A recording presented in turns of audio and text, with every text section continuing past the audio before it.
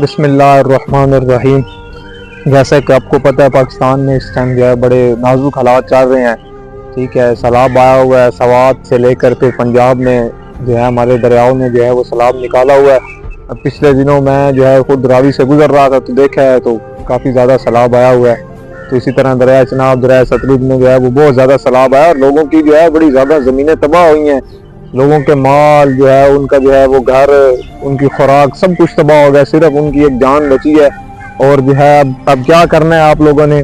جو لوگ محفلیں کرواتے ہیں اور محفلوں پر جو ہے نعت خوان مولوی پیر بلاتے ہیں، اور خدا دے بندے انہوں نے اتنے پیسے دے کے تانوں فائدہ کی ملتا ہے؟ سانوں یہ دس دے فائدہ ملتا ہے؟ مولویاں پیراں نوں پیسے دے کے، نعت خاناں نوں پیسے دے کے تانوں کی فائدہ ملتا ہے؟ اللہ دے بندے وہ پیسے اتنے دے۔ اس ٹائم دنیا دے وچ نا اس ٹائم سب تو بڑا میلاد پتہ ہے کی ہے؟ حضور دا۔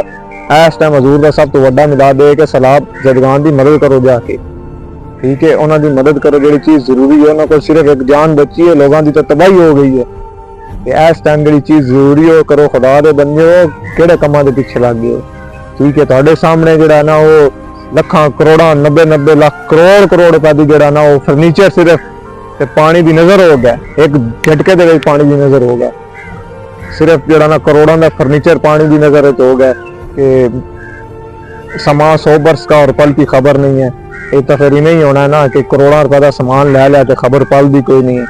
تے اسی طرح جڑا نا وہ غریباں دا جدوں بندہ حق مار جاندا ہے نا تے پھر رب تا رب ہے، وامتاز الیوم ایھا المجرمون، رب تے پھر رب ہے نا، اونے تے پھر فیصلہ کرنا ہے نا۔